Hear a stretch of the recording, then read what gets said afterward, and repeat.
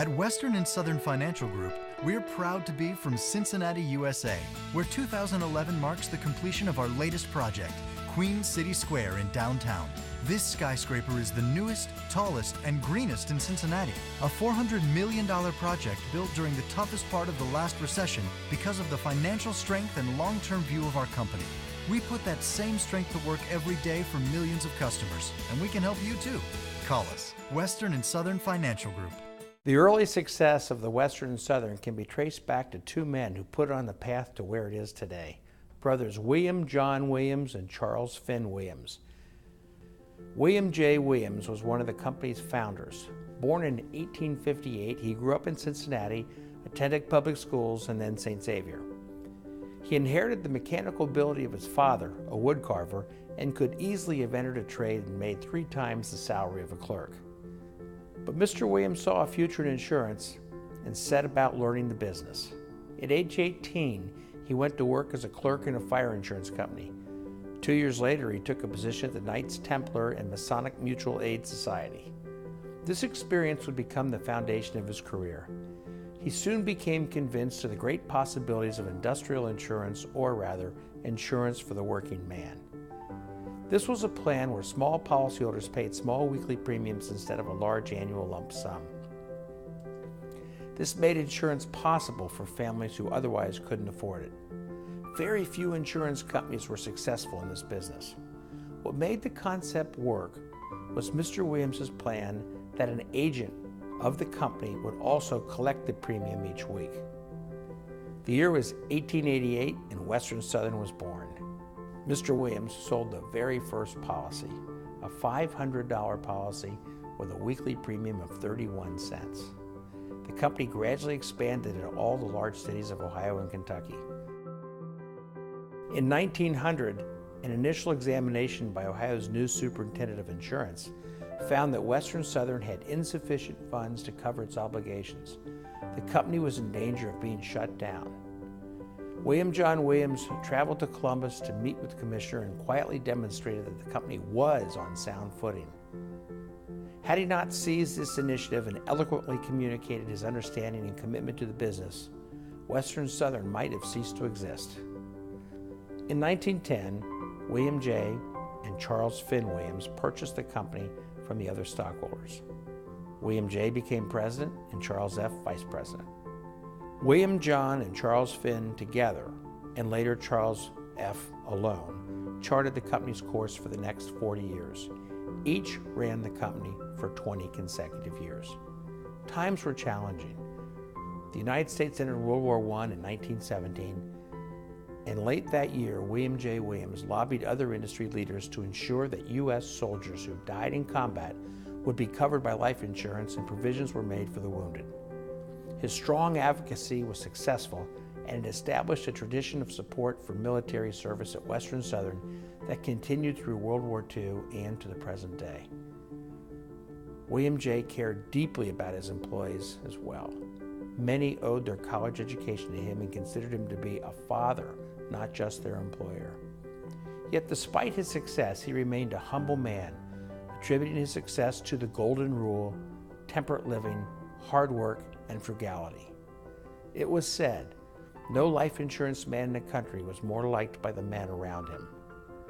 In 1930, William John Williams passed away. Charles Williams was elected president. Charles Finn Williams was born in 1873 in Cincinnati and attended public schools.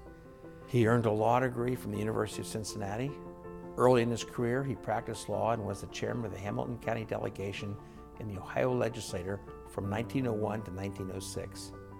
He occupied an important position in the civic, financial, business, and social fabric of Cincinnati. His chairmanship of the 1932 Community Chess Campaign was typical of his energetic civic style. That campaign raised over $2.3 million for charities and unemployment relief, the equivalent of more than $60 million today. And that was during the Great Depression. As the Depression wore on, many Cincinnati businesses and institutions struggled to keep their doors open. But with the help of Charles F. Williams and Western Southern, these organizations received support and are still here today. One of the indicia of a great person is the legacy that person leaves on his or her community. C.F. Williams and Western Southern had a profound effect upon the Queen City Club. During the Great Depression, the Queen City Club struggled mightily financially, and Mr. Williams stepped up and helped the Queen City Club, as he did with many other institutions and businesses that survive in Cincinnati to this day. Charles F. Williams kept the well-being of Western Southern policyholders and employees top of mind throughout the Depression. Policyholder benefits continued to be paid in full. He also established a bold no-layoff policy at Western Southern, increased salaries, and even instituted an early cooperative pension plan. As he stated, every employee is safe with us as long as he or she is willing to work. Charles F. Williams was a patron of the arts and a major benefactor of the Cincinnati Art Museum. His philanthropies were many and varied. He was a huge supporter of Catholic organizations, and he helped to fund a cancer clinic at the St. Francis Hospital. His name and that of his brother live on in the Williams College of Business at Xavier University. The Williams College of Business educates students, enabling them to improve society and organizations consistent with the Jesuit tradition. That was important to Charles F. Williams in his day, and it's our mission at the Williams College of Business today. He had many other interests as well. Prominently among them would be his ownership of Chaswell Farm, a 4,000-acre operating farm in eastern Anderson Township. On the farm, they raised all kinds of animals, but particularly prize steers, prize thoroughbreds, and they had the annual Western Southern picnic and barbecue there. That certainly was a lot of fun.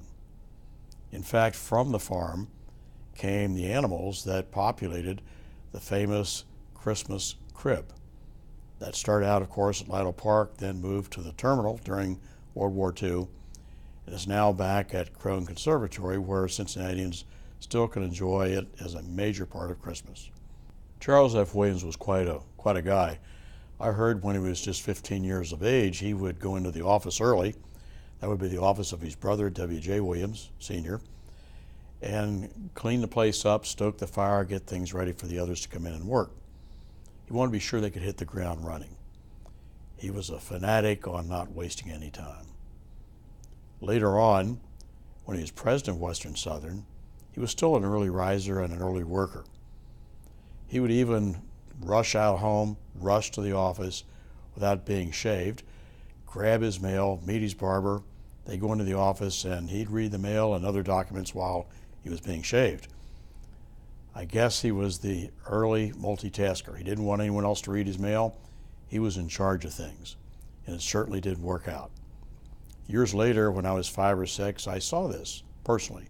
He took me to the office, and I watched this go on, and by golly, he sat me down, and I had my shave right along with him. Of course, I didn't have much to shave at age 5 or 6, but it made me feel real important. That was the kind of guy he was. Important, but also others were important to him as well. Both William J. and Charles F. Williams never hid their convictions about the importance of hard work, religion, and individual enterprise. In regards to Western Southern, William J. Williams said it best over 100 years ago. An insurance company is a result of a long and gradual construction, conservative, and built to last forever. An insurance company seldom dies. That's certainly true for Western Southern. Today, it's not only alive, but bigger and better than ever, thanks to the strong foundation built by brothers William J. and Charles F. Williams. Didn't realize we're going to get 2. This is great, 2 for the price of 1, as they say. It's really an honor to be here tonight representing the Williams family. On behalf of the family, many of them are here tonight.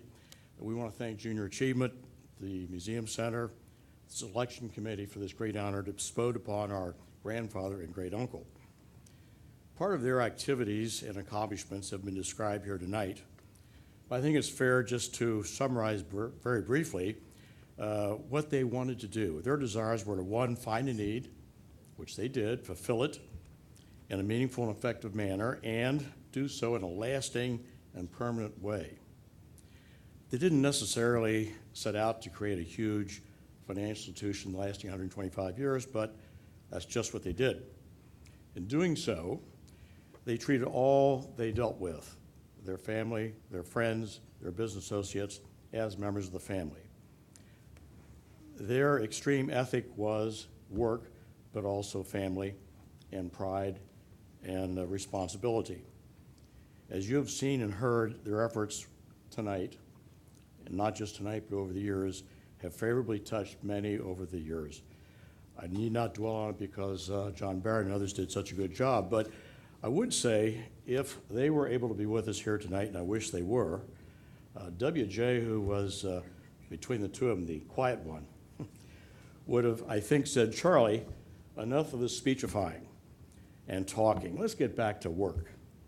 And CF would say, but, you know, this is our work. Meeting with people, talking to them, and selling good products. He was a salesman. He loved people. The two of them had wonderful family life, great people, professional responsibilities, and everything else. Thank you all for allowing us to share, our family to share with you the great traits of these great gentlemen. Wish you could be with us here tonight, but their efforts and their deeds live on. Thanks again for allowing us to be part of the program. And thanks to all who puts this on year after year.